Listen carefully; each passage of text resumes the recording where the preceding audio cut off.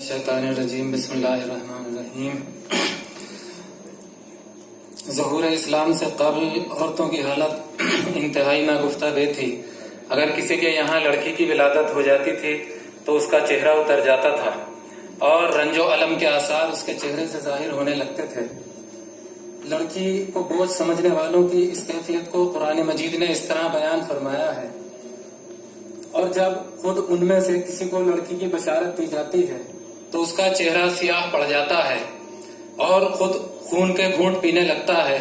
قوم سے منہ چھپاتا ہے کہ بہت بڑی خبر سنائی گئی ہے، اب اس کی ذلت سمیت زندہ رکھے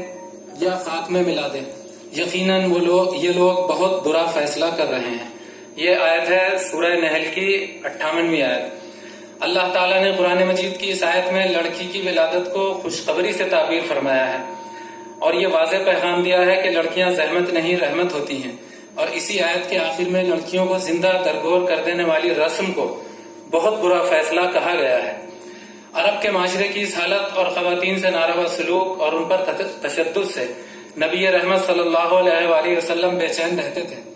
لہٰذا آپ نے خواتین کو باپ کی میراث میں شریک کیا، شادی کے بعد اخراجات شوہر کے ذمے کیے، اور جس سماج میں عورت سے نفرت عروج پر تھی اس سماج میں اسے پھول سے تشبیہ دے کر محبت کی علامت بنا دیا۔ غرض آپ نے خواتین کو مکمل تحفظ، عزت و آبرو کے ساتھ جینے کا حق دیا۔ رسول اسلام کی پیروی کرتے ہوئے ہمارے ائمہ اور علماء نے بھی خواتین کے حقوق کی پاسداری کی اور مسلمانوں سے بھی تاکید فرمائی، اور یہ سلسلہ آج تک جاری ہے، جس سے استعمار کے سارے دعوے اور پروپیگنڈے باطل ہو جاتے ہیں۔ ایران کے اسلامی انقلاب سے پہلے تک دنیا نے عملی طور پر خواتین کے حقوق کی پاسداری کرتے ہوئے مسلمانوں کو اس طرح نہیں دیکھا تھا جس طرح انقلاب کے بعد معاشرے کی تکمیل و تنظیم میں خواتین اہم کردار ادا کر رہی ہیں۔ مزید یہ کہ برسوں سے اسلامی نظام اور اصولوں کے خلاف جو استعمار کا غلط پروپیگنڈا جاری تھا، اس میں سر فہرست یہی ہوتا تھا کہ اسلام نے عورت کو قیدی بنا کر رکھا ہے، اس کی عزت اور حقوق کا خیال نہیں کیا ہے، اور اسے آزادی بھی میسر نہیں ہے۔ لیکن امام خمینی کی قیادت میں ایران کا اسلامی انقلاب جب کامیاب ہوا اور ایران کے اسلامی معاشرے میں خواتین نے زندگی کے ہر شعبے میں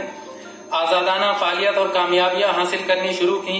تو مغرب کے تمام دعوے اور پروپیگنڈے بے اثر ہو گئے، اور پوری دنیا پر واضح ہو گیا کہ عورت کو سب سے زیادہ اسلام ہی نے عزت، وقار، آزادی اور تحفظ بخشا ہے۔ ہم اپنے اس مقالے میں خواتین سے متعلق ایران کے موجودہ رہبر اعلیٰ حضرت آیت اللہ العظمیٰ خامنئی کے نظریات پیش کر رہے ہیں۔ آیت اللہ خامنئی کے نظریات وہی اسلامی نظریات ہیں جو قرآن و حدیث میں موجود ہیں۔ آپ نے جب کبھی کسی تقریر یا بیان میں خواتین کی عزت، وقار، آزادی، تحفظ سے متعلق گفتگو فرمائی ہے تو اپنا نظریہ نہ کہہ کر اسلامی نظریہ ہی کہا ہے۔ مغرب کے اس پروپیگنڈے کو بے اثر بنانے اور اسلام میں خواتین کے حقوق اور مقام و منزلت کے تحفظ نیز اس نظریے کی ترویج اور تبلیغ کی تاکید کرتے ہوئے حضرت آیت اللہ العظمیٰ خامنئی ایران کے صوبہ ہرمزگان کے انقلابی خواتین کے ایک اجتماع سے خطاب کرتے ہوئے فرماتے ہیں کہ خواتین کے بارے میں اسلام کا نظریہ اس حقیقت پر مبنی ہے کہ عورت و مرد کی تخلیق ان کی ضرورتیں انسانی کمالات کے عروج کے لیے ہیں، اور اس میں کوئی شک نہیں ہے کہ اسلام کے نظریے کی باریک بینی سے معرفت اور اس پر صحیح طور پر عمل کرنا بہت سی مشکلات کو دور کر سکتا ہے۔ لیکن افسوس، بہت سے لوگ غیروں کی رسومات اور تہذیب کو اور کلچر کو زیادہ اہمیت دیتے ہیں اور غلط راہ پر چلتے رہتے ہیں، لہٰذا اس سلسلے میں بہت زیادہ کوشش اور تبلیغ کی ضرورت ہے تاکہ خواتین اپنے حقیقی مقام پر باقی رہیں۔ یہ حوالے جو ہیں وہ اختصار کی وجہ سے ذکر نہیں کر رہے ہیں، اس میں موجود ہیں مقالے میں۔ بعض نادان اور متعصب لوگ گھروں سے مربوط خواتین کی پریشانیوں کو بھی اسلام سے جوڑ دیتے ہیں اور پھر اسلام کے خلاف شور مچانا شروع کر دیتے ہیں، جبکہ ایسی مشکلات کا تعلق صرف گھر اور گھر والوں سے ہوتا ہے، جو اسلام کی صحیح معرفت نہ رکھنے کی وجہ سے اس گناہ اور جرم کے مرتکب ہو جاتے ہیں۔ اس کی وضاحت کرتے ہوئے رہبر معظم حضرت آیت اللہ العظمیٰ خامنئی فرماتے ہیں، افسوس، خواتین کی اہم ترین مشکلات خود ان کے گھر اور خاندانوں میں ہیں، وہ جگہ جہاں پر خواتین کے احترام اور حقوق کو نظر انداز کیا جاتا ہے، اور ان اہم مشکلات کی اصلاح کے لیے قانون سازی کے علاوہ ملک کی خواتین کو بھی عقائد اور علم حاصل کرنے میں بہت زیادہ کوشش کرنی چاہیے۔